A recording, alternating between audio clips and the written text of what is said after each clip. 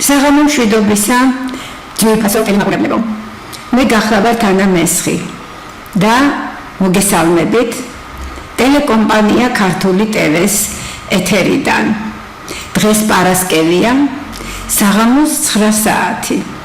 რაც იმას ნიშნავს, რომ ჩვენ ვაგრძელებთ ჩემს საავტორო გადაცემათა ციკლს სახელწოდებით ქართული ცივილიზაცია. დღეს ჩვენ მეცხრე საუბარი გვაქვს და ეს საუბარი შეიძლება დავასათაუროთ როგორც სახელის დალი ინფორმაციული სისტემა. მოგეხსენებათ, რომ დალი არის ამირანის დედის ერთ-ერთი სახელი. ჩვენ დარეჯანზე უკვე ვისაუბრეთ, შეგახსენებთ, რომ დარეჯანი სინამდვილეში აღმოჩნდა თავდაპირველად მზე ჭაბუკის სახელი, ხოლო შემდეგ კი სხვადასხვა ფონეტიკური ცვლილებების შედეგად ჩვენ მივიღეთ ის ფორმა, რა ფორმაც მას დღეს აქვს. უფრო მეტიც, მამაკაცური, თუ შეიძლება ასე ითქვას, მამრობითი სქესის სახელიდან იგი გადაიქცა დედრობითი სქესის სახელად და ჩვენ მთელი ეს ისტორია ჩვენს წინა საუბარში გავიარეთ. აქვე მსურს შეგახსენოთ ის ფაქტიც, რომ ამირანის მშობლების, როგორც მამის, ასევე დედის, ყველა სახელი, რომელიც კი ჩვენ განვიხილეთ, ყველა წარმოადგენს კოდურ სახელს. რაც იმას ნიშნავს, რომ აღნიშნული სახელები, როგორიც არის სულკალმახი, ამანი, იამანი და შემდეგ ჩვენ განვიხილეთ აგრეთვე იამინიც, რომელიც ასევე დაკავშირებული ყოფილა ამირანის თქმულებებთან. ყველა ეს სახელი, რა თქმა უნდა, დარეჯანიც, რომელიც ჩვენ წინა საუბარში განვიხილეთ, რა თქმა უნდა, ხელოვნურად შექმნილი სახელები გახლავთ, რომლებსაც გააჩნიათ უზარმაზარი ინფორმაციული დატვირთვა. აი სწორედ აქედან გამომდინარე, შეიძლება ჩვენ ვივარაუდოთ, რომ დალიც მეორე სახელი ამირანის დედისა, მეორე ვარიანტი, ასევე კოდურ სახელს წარმოადგენს და მის უკანაც გარკვეული ეზოთერული ინფორმაცია არის შენახული. როდესაც ჩვენ სახელ დალის სხვადასხვა კუთხით განვიხილავთ, უპირველეს ყოვლისა განვიხილოთ თქმულებების თვალსაზრისით, აი რასაც ახლა თქვენ სლაიდზე ხედავთ, დალი სახელი ძირითადად გავრცელებული არის თქმულებების მიხედვით, კიდევ ერთხელ ვუსვამხას, სვანეთში, ანუ დასავლეთ საქართველოში. რაც იმას ნიშნავს, რომ მას თითქოს არ უნდა ჰქონდეს გავრცელება აღმოსავლეთ საქართველოში, მაგრამ ჩვენ ვნახავთ, რომ ეს თურმე ასე არ ყოფილა. თითქოს, როდესაც თქმულებების ანალიზს გავაკეთებთ, აღმოჩნდება, რომ დარეჯანი თითქოს აღმოსავლეთ საქართველოში არის დამკვიდრებული ამირანის დედის სახელად, მაშინ, როდესაც დალი ჩვენ ძირითადად ხვდება მიჯაჭვული ამირანის მიხეილ ჩიქოვანეს მიჯაჭვული ამირანის 56 თქმულებაში, მაშინ, როდესაც გვაქვს აგრეთვე მეორე სახელიც, ესეც სვანურ თქმულებაში გახლავთ, ეს არის 57 თქმულება, სადაც ნახსენები არის ამირანის დედის სახელად დალარჯანი. ეს დალარჯანი ძალიან საინტერესო სახელი გახლავთ, ვინაიდან ჯაჭვურათებულის თითქოს ამირანის მამის სახელები მისი დედის სახელს, იმიტომ რომ ჩვენ ვიცით, რომ ამირანის მამის სახელები მამრობითი სქესისადმი მიმართული რომლებიც იყო, მერე ჩვენ ვნახეთ, რომ დარეჯანი თურმე შუალედური, თუ შეიძლება ასე ითქვას, სახელი იყო, რომელიც ხიცდებდა მამრობითა და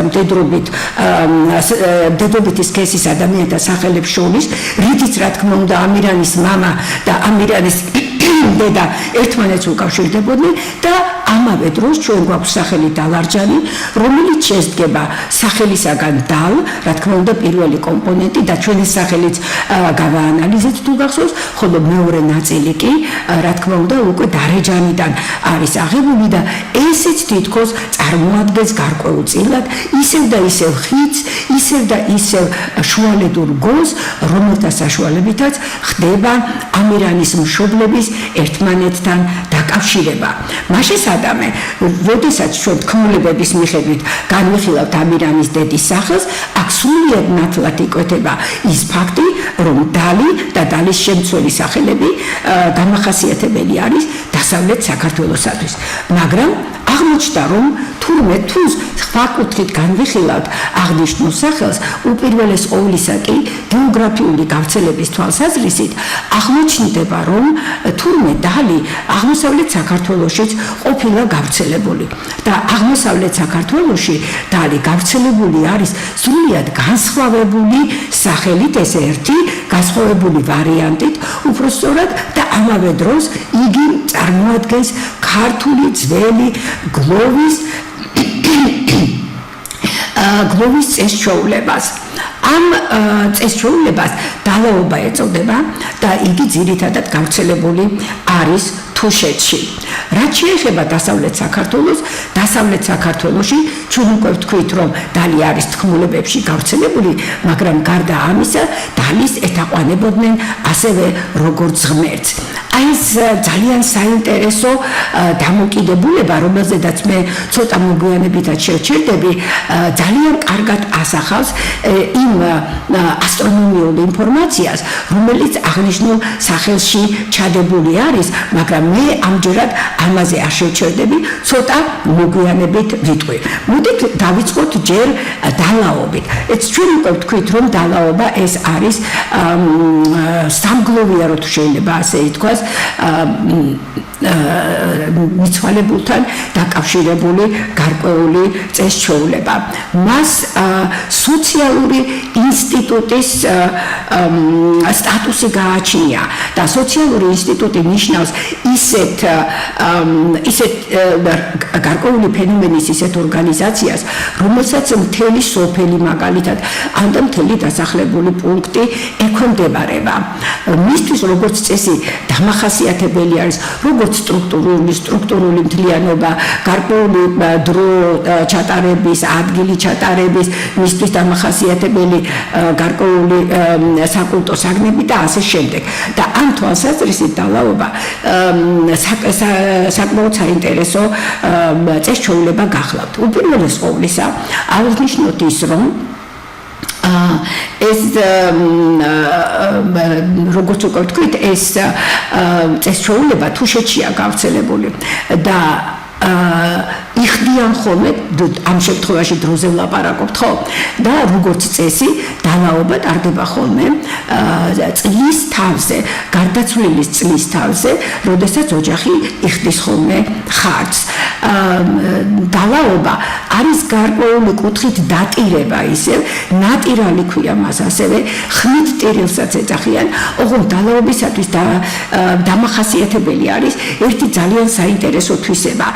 დალაობის ტექსტი ფაქტობრივად არის საუკუნეების განმავლობაში ალბათ დადგენილი, ჩამოყალიბებული, ჩამოქმნილი ტექსტია, რომელიც მედალავემ, ანუ იმ პიროვნებამ, რომელმაც ეს ტექსტი იცის და შეუძლია გარკვეული ექსპრესიულობით, რომელიც სამგლოვიარო სიტუაციაში შეეფერება, გამოხატოს და ადამიანებამდე, იქ დამსწრე საზოგადოებამდე მიიტანოს ის დიდი ტრაგედია, რომელიც ამა თუ იმ ოჯახში დატრიალდა,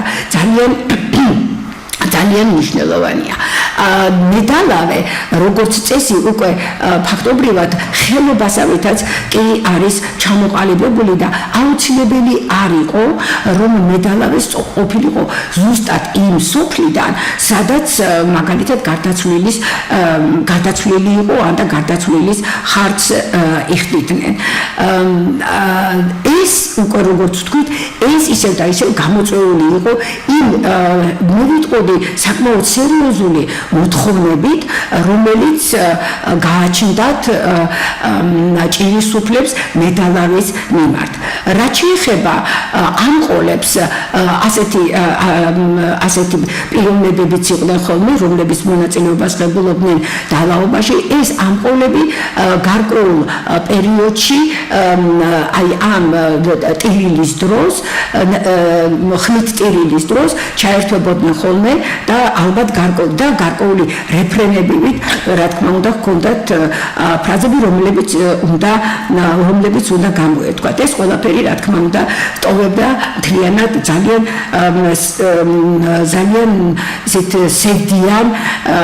სევდიან შთაბეჭდილებას. ადგილი, სადაც ტარდებოდა ხოლმე დალაობა, იყო თვითონ გარდაცვლილის ეზოკარი და ამ დროს ხდებოდა ხოლმე მისი სამოსელის გამოტანა და ამ სამოსელს ნიშანი ეწოდებოდა. უნდა ყოფილიყო აგრეთვე გარკვეული საგნები, რომლებიც ამ სამოსზე უნდა ყოფილიყო დალაგებული, მაგალითად მიცვალებულის სათამბაქო ქისა, ან უნდა ყოფილიყო მისი რამდენიმე წვილი წინ და იქვე უნდა ყოფილიყო გაპენტილი მატყლი, მარილიც უნდა ყოფილიყო. აგრეთვე ერთი კათხა რძე და რძეში ჩადებული ქოჯო, რაც წარმოადგენდა შეკრული ბალახის კონას. ასეთ ვითარებაში ტარდებოდა ხოლმე დალაობა და დალაობაში როგორც წესი კიდევ 5 ცხენოსანი იღებდა ხოლმე მონაწილეობას. საინტერესო არის ის ფაქტი, რომ დალაობა, როგორც ქალბატონი ვერა ბარდაველიძე აღნიშნავს, მომდინარეობსო სახელიდან დალი და ამავე დროს დალი წარმოადგენს ცისკრის ვარსკვლავსო. ჩვენ უკვე ვისაუბრეთ იმაზე, რომ ცისკრის ვარსკვლავს გააჩნია ორი იპოსტასი. ეს გახლავთ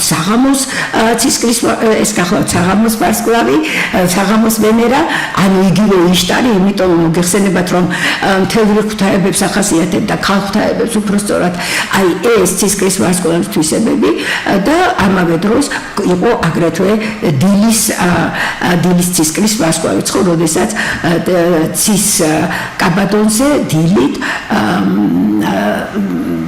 ვარსკვლავი ბოლო გაუჩინარდებოდა ხოლმე ზეციდან.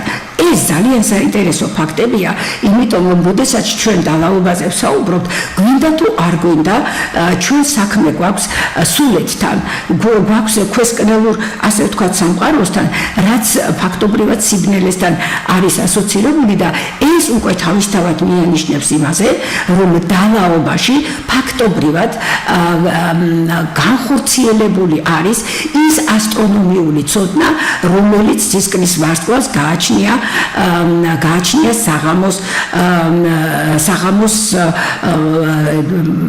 საღამოს პერიოდში.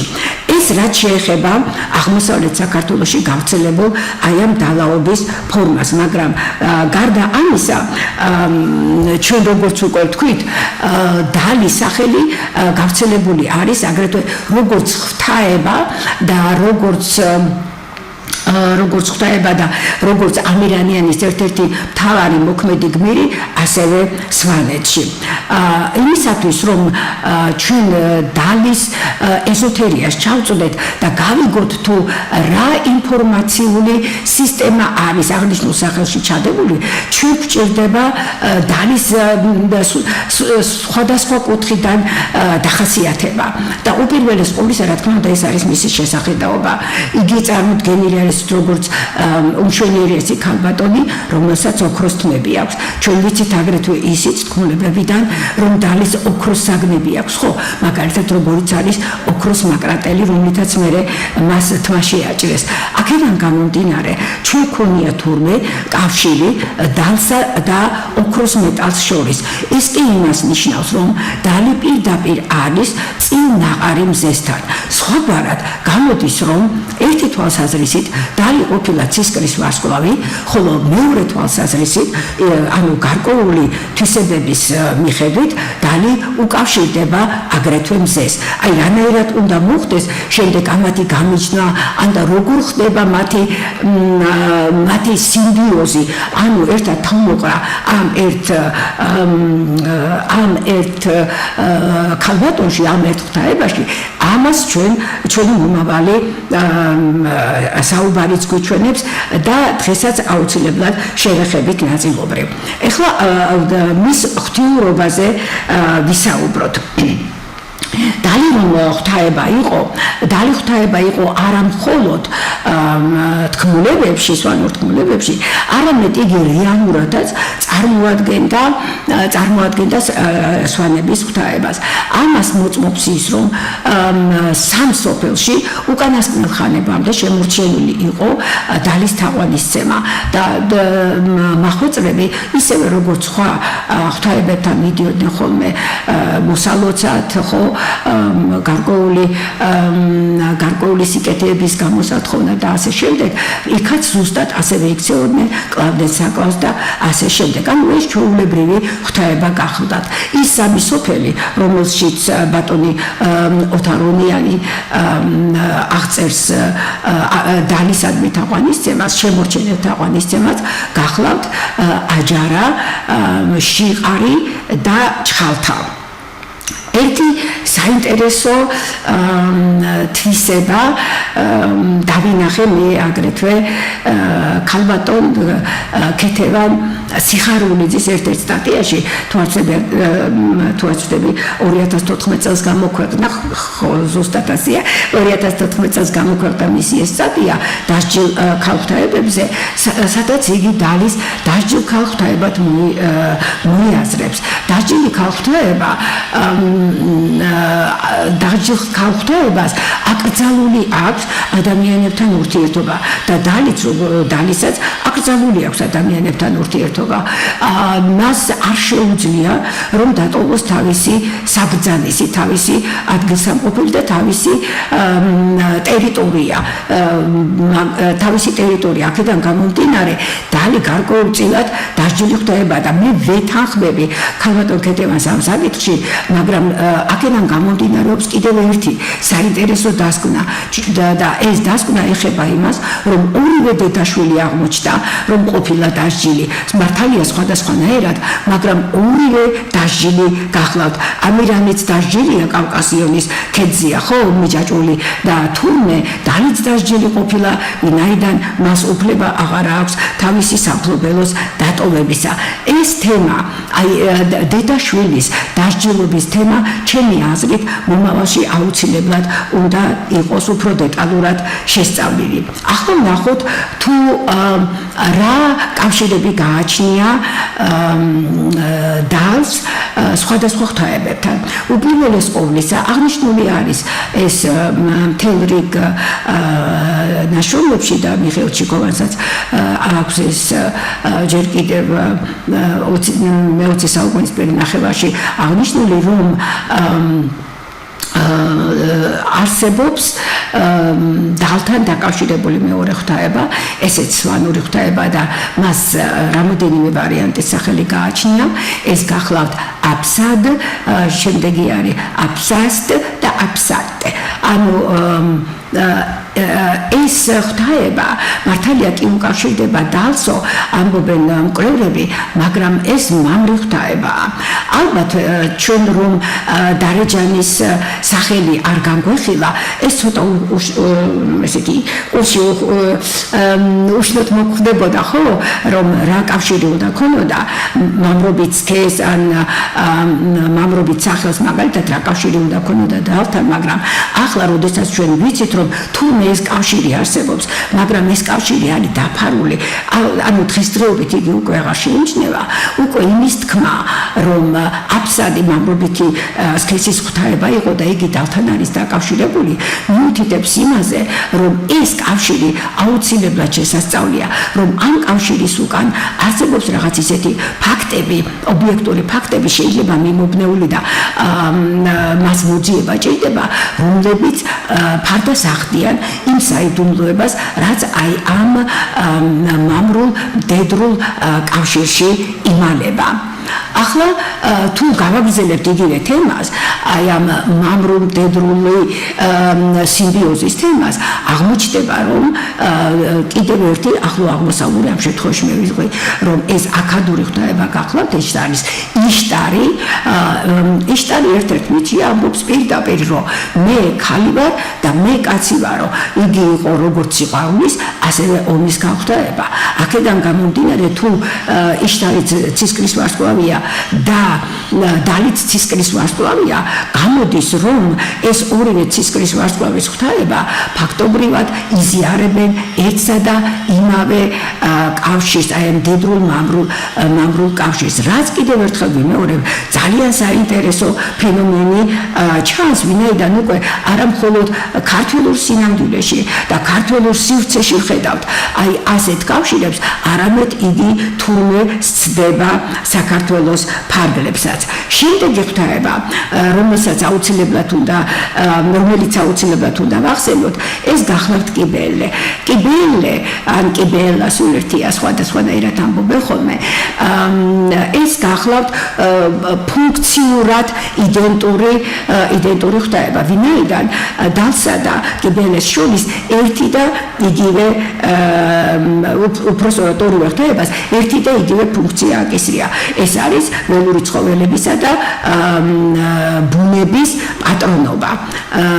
პატრონობა. აქედან გამომდინარე, აქაც ძალიან საინტერესო კავშირები შეიძლება ამ ფუნქციური თვალსაზრისით აღმოჩნდეს. და გვაქვს კიდევ ერთი ღვთაება. ეს ღვთაება გახლავთ დილბატი, რომელიც ფიგურირებს ასურბანიპალის ბიბლიოთეკაში ნაპოვნ ერთ-ერთ თიხის ფირფიტაზე და ამ თიხის ფირფიტაზე და ამ სახელზე საუბრობს ივანე ჯავახიშვილი თავის ახლო აღმოსავლეთის ხალხთა ისტორიაში. დილბატი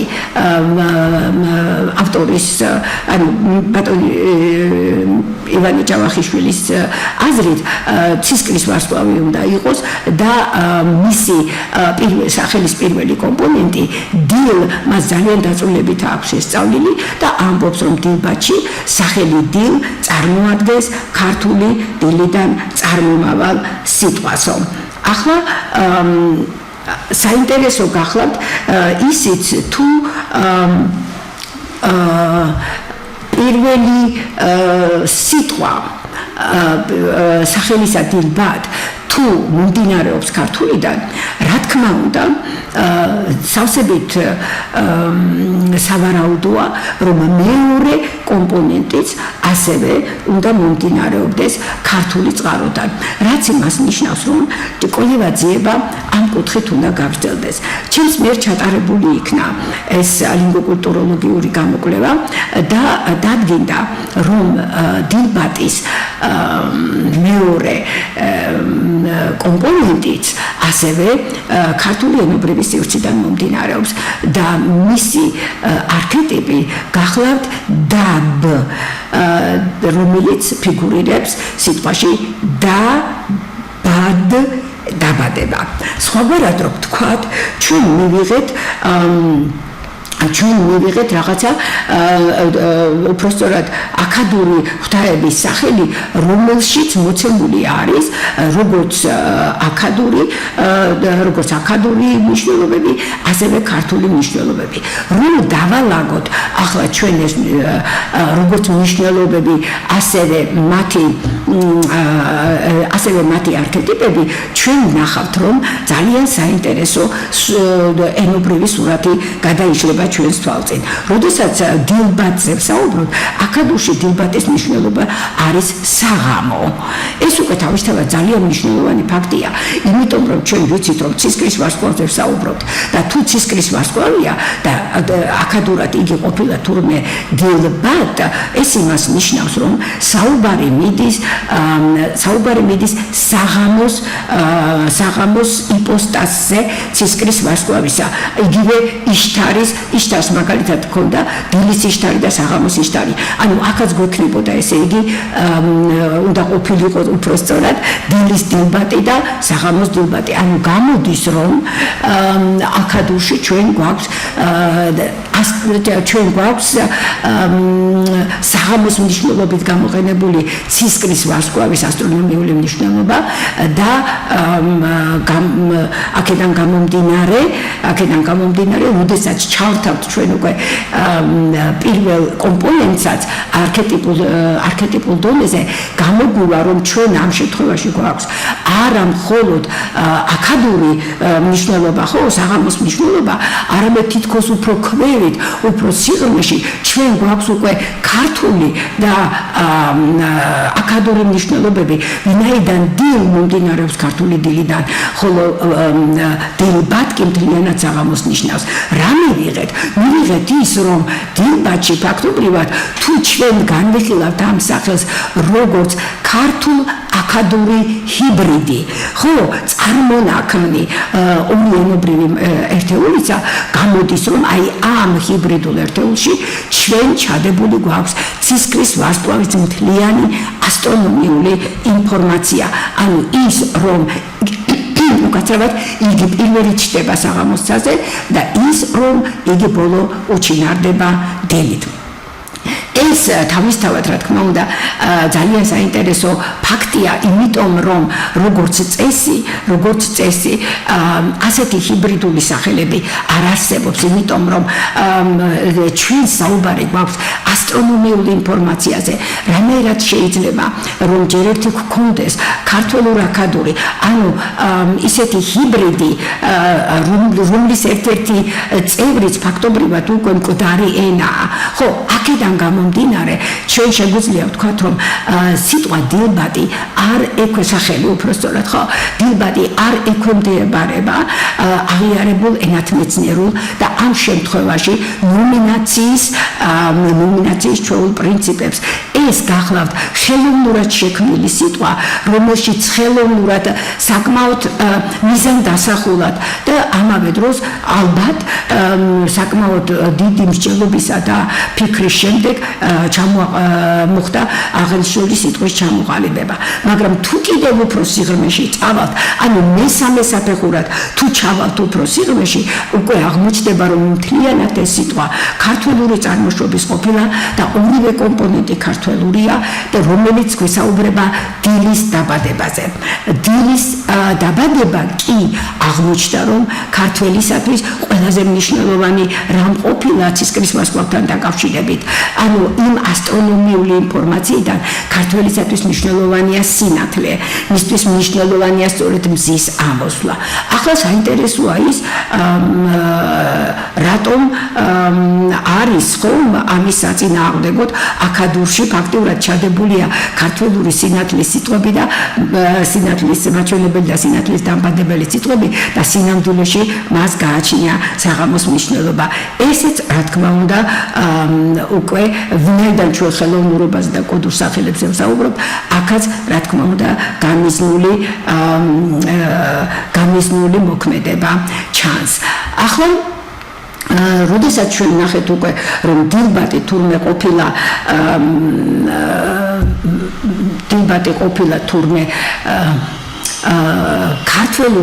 ქართველური წარმომავლობის და აქადურში კი მართალია იგი საღამოს ნიშნავს, მაინც ძველი ინფორმაციული სისტემა მას მთლიანად ქონია შერჩენილი. აქ ამავე დროს საინტერესო არის, ახლა ამ დილბატთან დილბატის გარდა აღმოჩნდა რომ ქართულ დალს გააჩნია ასევე თავისი თუ შეიძლება ასე ითქვას მეწყვილეები ან და დალის სახელია გავრცელებული ასევე ჩრდილო კავკასიაშიც როგორც ინგუშეთში, ჩეჩნეთში, გავრცელებული არის აგრეთვე წოლვა-თუშეთში. ვარიანტები განსხვავებულია ოდნავ, რა თქმა უნდა, იქ არის დელე, დელა, დელ, დალ, დალია და ასე შემდეგ. მაგრამ ეს, რა თქმა უნდა, როგორ ვთქვათ, არ ცვლის ძირითად პრინციპს იმის გამო, რომ ეს სიტყვები რა თქმა უნდა, სულ ყველა ერთმანეთთან არის დაკავშირებული და საბოლოო ჯამში ისინი თავს იყრიან ამირანის დედის სახელში დალი.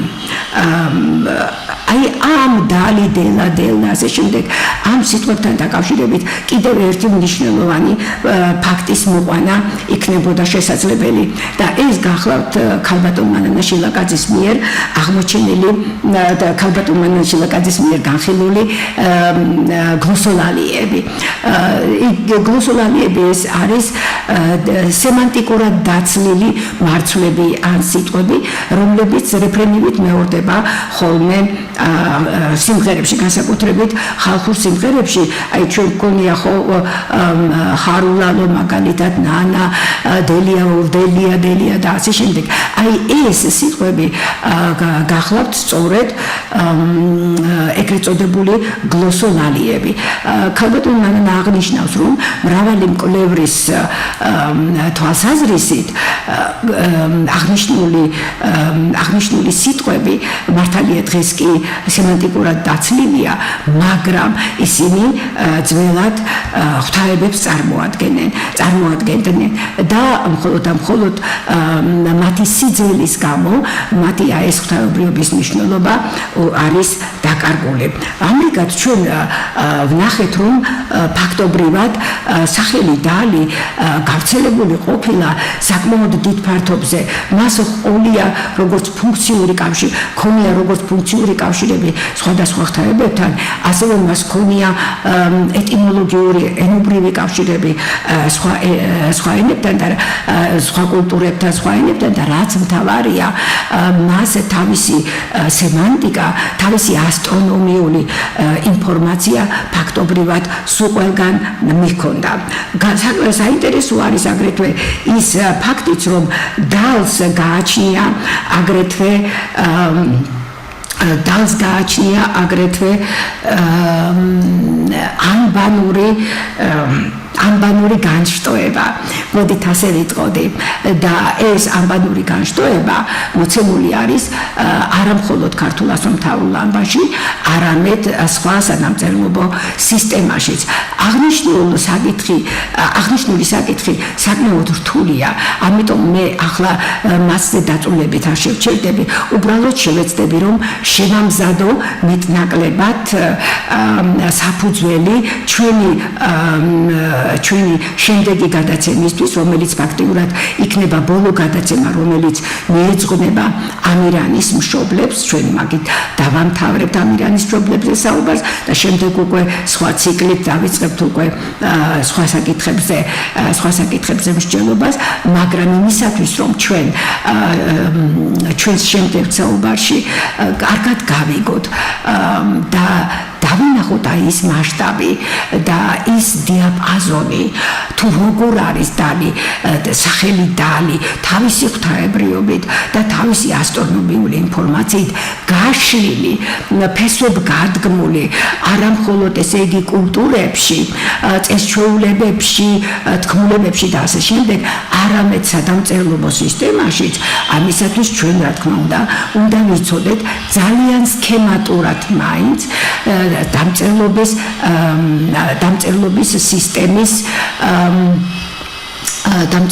სისტემის სტრუქტურა,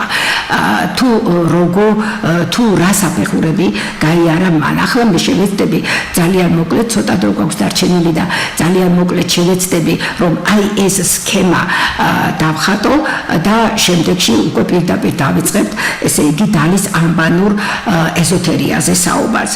მაშასე სადამწერლობო სისტემა, ანუ მთლიანად დამწერლობა, მოგეხსენებათ, რომ აღიარებული შეხედულებების მიხედვით და ფაქტობრივი მასალითაც ასე ჩანს ყოველ შემთხვევაში ჯერჯერობით მომდინარეობს სურათხატოვანი დამწერლობისგან. სურათხატოვანი დამწერლობა ჩემი აზრით არის ოდნავ განსხვავებული შუმერში და ეგვიპტეში. ეგვიპტეში მას ღვთაებრივი ნიშნები ეწოდებოდა, ღვთაებრივი სიტყვები და ისინი დამყარებული ეგვიპტური ასონიშნები დამყარებული იყო საგნის რეალურ ასახვაზე და მართლაც როდესაც შეხედავთ ხო ეგვიპტურ ნიშნებს თქვენ ხედავთ რომ ადამიანი ადამიანს გავს, სახლის გავს, ცხოველი ცხოველს გავს და ასე შემდეგ. მაშინ როდესაც შუმერულ პიქტოგრაფიულ დამწერლობას უყურებთ, აღმოჩნდება რომ იგი უფრო აბსტრაქტულია, იგი უფრო გეომეტრიულია და უფრო ზოგადიც არის, რაც იმას ნიშნავს, რომ ზოგადობა, გეომეტრიულობა ამბანთან უფრო ახლოს დგას. ეს ისე ზოგადად რომ ვიცოდეთ ჩვენ უბრალოდ, ანუ სხვაგვარად ეგვიპტური იეროგლიფური დამწერლობა შედარებით უფრო შორს დგას ამბანური დამწერლობისა, თუ არ ვიგულისხმოთ შემდეგში რა თქმა უნდა ეგვიპტური იეროგლიფური დამწერლობის განვითარების სხვადასხვა ეტაპებს ხო. აქედან გამომდინარე მეორე საფეხური, როდესაც უკვე შუმერული სურათხატოვანი დამწერლობა გადადის კიდევ უფრო მეტად გეომეტრიულ დამწერლობაზე, ეს გახლავთ უკვე ლურსმული დამწერლობა და უნდა გითხრათ რომ ამ ლურსმულმა დამწერლობამ და ზოგადად თიხაზე დამწერლობამ ძალიან დიდი ხანი იარსება. უკანასკნელი თიხის ფერფი და ახალი წელთაღრიცხვის პირველ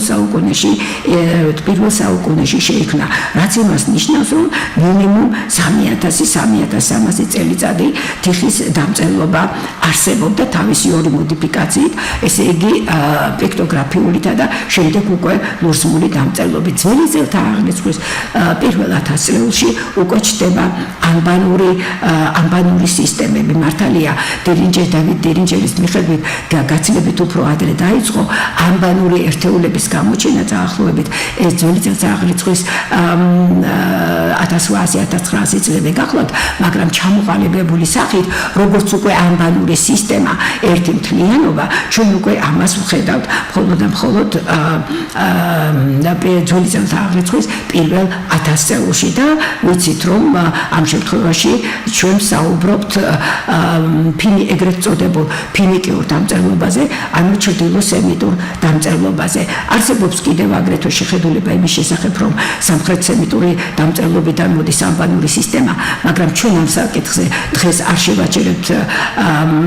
შევაჩერებთ ყურადღებას, იმიტომ რომ ჩრდილო-სემიტური ანბანი, ანუ ფინიკიური ანბანი, საოცარი თავისი აი რაღაც გარკვეული ნაკლოვანებებით, რასაც მეცნიერები, პალეოგრაფები ამბობენ, არის უაღრესად საინტერესო ჩვენთვის და არის უაღრესად მჭიდრო კავშირში ქართულ ასომთავრულ ანბანთან. ამიტომ ჩვენთვის ყველაზე მთავარი იქნება სწორედ ფინიკიური ანბანი, ანუ ჩრდილო-სემიტური ანბანი. ჩრდილო-სემიტური ანბანი კი გახლავთ სწორედ ის ანბანი, რომელიც შემდეგ არამეულის გზით აღმოსავლეთის ქვეყნებში გავრცელდა, ხოლო ბერძნული საშუალებით კი დასავლეთის ქვეყნებში. აი ეს ძალიან მარტივი სქემა, პიქტოგრაფიული, მე შუმერულს მიყვები ახლა, პიქტოგრაფიული, შემდეგ მეტის ლურსმული, შემდეგ უკვე მოდის ანბანური დამწერლობა. აი ამ სქემას თუ დავიმახსოვრებთ, ჩვენთვის შემდეგი საუბარი გაცილებით უფრო ადვილი გასაგები იქნება. აი რომ შევაჯამოთ დღეს რაზე ვისაუბრეთ, ჩვენ ფაქტობრივად ვისაუბრეთ დალის შესახებ, ვისაუბრეთ იმაზე, რომ დალი თურმე ყოფილა ორ ასტრონომიულ ერთეულთა პლანეტასთან დაკავშირებული, ცისკრის ვარსკვლავთან და მეორე მხრივ კი მზესთან, რომ იგი ყოფილა ძალიან ფართოდ დაკავშირებული სხვადასხვა ღვთაებებთან, დაკავშირებული არის ფუნქციურად, დაკავშირებული არის აგრეთვე ინფორმაციულად და ამავე დროს დაკავშირებული არის აგრეთვე არქეტიპულ დონეზე, ანუ ეტიმოლოგიურად იდეოლოგიურ დონეზე და ჩვენ დავინახეთ კიდევ ერთი ძალიან საინტერესო ფენომენი და ეს არის ის რომ თუმე სახელი დალი გავრცელებული ყოფილა საქართველოში თავისი ასტრონომიული მნიშვნელობის მიხედვით და ასტრონომიული მნიშვნელობით იგი გაყოფილია აღმოსავლეთ საქართველოსა და დასავლეთ საქართველოს შორის. დასავლეთ საქართველოში იგი გამოიყენება დალაობაში. ანუ საქმე გვაქვს ქვესკნელურ სისტემასთან, საქმე გვაქვს მკვდართა სისტემასთან, ღამესთან, სიბნელესთან. მაშინ, როდესაც მეორე თვალსაზრისით, ანუ დასავლეთ საქართველოში, ანუ სვანეთში ჩვენ უკვე გვაქვს ზეციური დალი. სხვაგვარად, ჩვენ აი ეს ცისკრის ვარსკვლავის კავშირი სინათლესა და სიბნელესთან ფაქტობრივად გეოგრაფიულად გვაქვს გაყოფილი და ესეც რა თქმა უნდა არის არა შემთხვევითი, არამედ ძალიან დიდი ფიქრისა და შემოქმედების შედეგი. აი მოდით ამით დავასრულოთ დღეს ჩვენი საუბარი, თუ შეიძლება ითქვას შესავალი საუბარი დალისთან დაკავშირებით და შემდეგ ჩვენ საუბარში ჩვენ უკვე გავხსნით დალის კავშირს ანბანურ სისტემებთან და ქართულ ასომთავრულ დონთან. მე ამით გემშვიდობებით გმადლობთ ყურადღებისათვის და გიტოვებთ რა თქმა უნდა მიოშოპის მისამართს, სადაც შეგიძლიათ ჩემი წიგნების შეძენა. კარგად გრძანდებოდეთ.